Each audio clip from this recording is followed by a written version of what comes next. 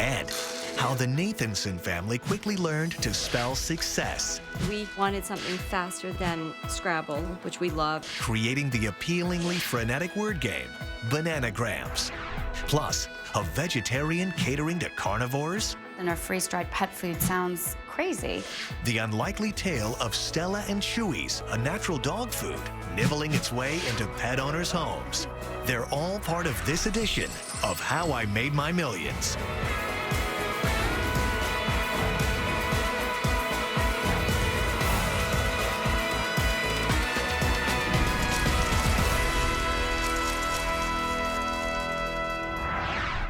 Up next, the risky beginnings of Bananagrams. Dad said, we'll roll the dice. If I'm going to play the stock market or, take a gamble, I might as well do this. And later, a product.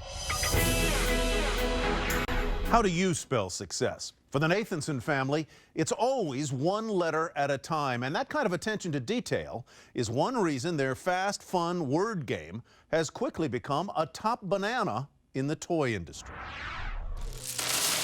Split.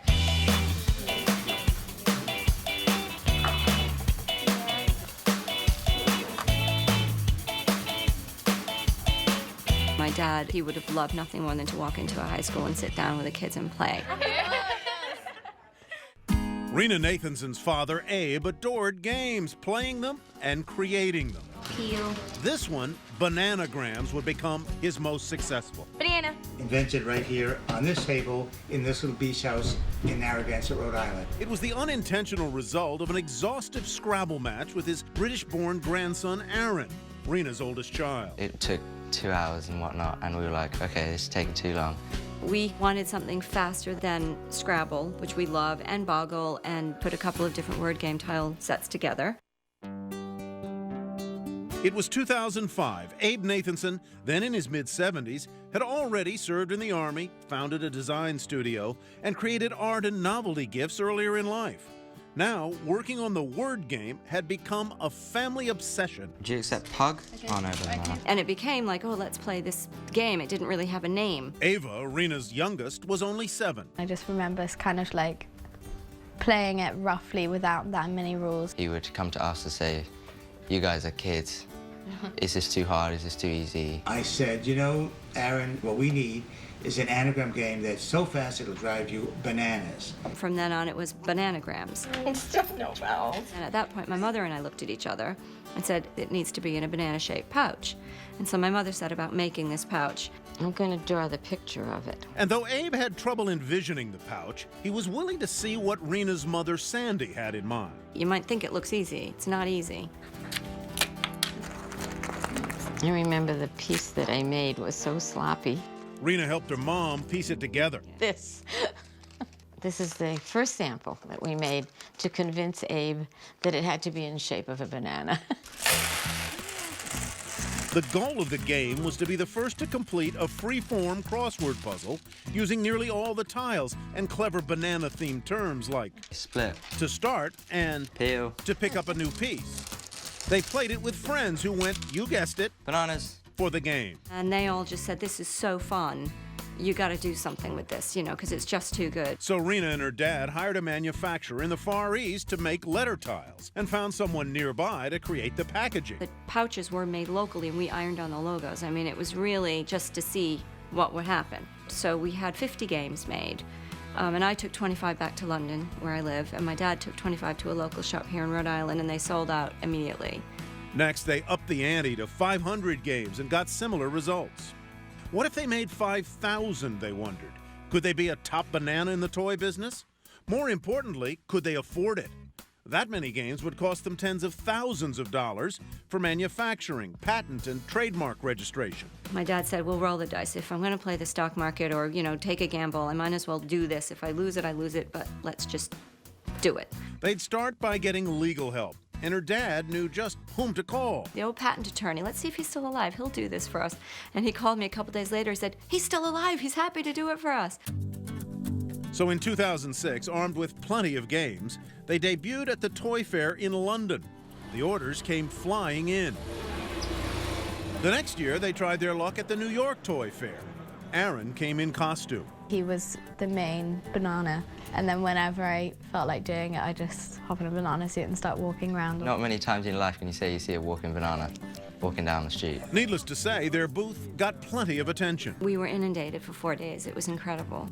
Mom and pop shops ate it up, but the big chains weren't biting. They just said no. I think partially because of the packaging and partially because the big box stores rarely want to buy one product from one supplier. They want one supplier with 20 products. They apparently liked the banana shape, but they wanted to protect it with plastic or cardboard. A lot of them requested we put it in a box, you know, and we had to fight very hard to say we're not putting it in a box. The whole point is, you know, the fabric. And also, it was a very conscious ecological decision, and they all hang like a banana tree, and that's the display that goes in stores. So people can touch it and feel it, and that's what they want to do. Rena and Abe stuck to their bright yellow guns, and the big stores walked away. Could Bananagrams survive without them? About a year later, sales were up mainly through word of mouth. We had heard about Bananagrams from our sales manager, this really, really fun game that people were selling like hotcakes at the independent bookstore level. Susan Bolton, editor-in-chief at Workman Publishing, was confident it would make a great wordplay book as well. So in 2009, she and her boss headed to the New York Toy Fair to meet with Rena and her dad. They were a little unsure about how to turn something that was tactile and that involved tiles into a book. And I think that was the moment where we said, let us show you. They were so terrific that we thought, you know what, again, a roll of the dice. We have nothing to lose, everything to gain. And guess what? Now, big chain stores were hungry for it too. And they said, all right, we'll do it your way. You know, no packaging. All right, we'll buy just the Bananagrams. Sticking to what we wanted to do paid off. Bananagrams even won the toy industry's coveted Game of the Year award in 2009. And that was a real coup because we were up against a lot of the big boys. You know, fancy schmancy toys. To keep up with demand, they had moved the business into some commercial buildings, having long since outgrown their first headquarters, this carriage house behind Rena's childhood home in Rhode Island. Today, they continue to handle all U.S. distribution and sales from here. To date, sales, I think, probably between 5.5 and 6 million units have sold globally. Multiply that by its sticker price of about $15, and you're talking nearly $90 million in total sales, and that's just from Bananagrams. The company also profits from a veritable fruit bowl of other games, as well as royalties from the books. We have about 500,000 copies in print, which is, in the world of publishing, a very big number. Bananagrams will soon be available in 6 languages, and a special edition Olympic version. Sadly, Abe Nathanson is not around to see it all.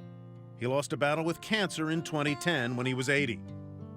He saw it to quite a level of success, so he did enjoy quite a lot of it. Weekend update. And then the pinnacle was very recently on Saturday Night Live. Yes, that's a Bananagrams in my pocket, and I'm happy to see you. And that was like, we've arrived. You know, Dad, we've arrived. Now Rena runs the company with the help of Vice President Norman Gettings.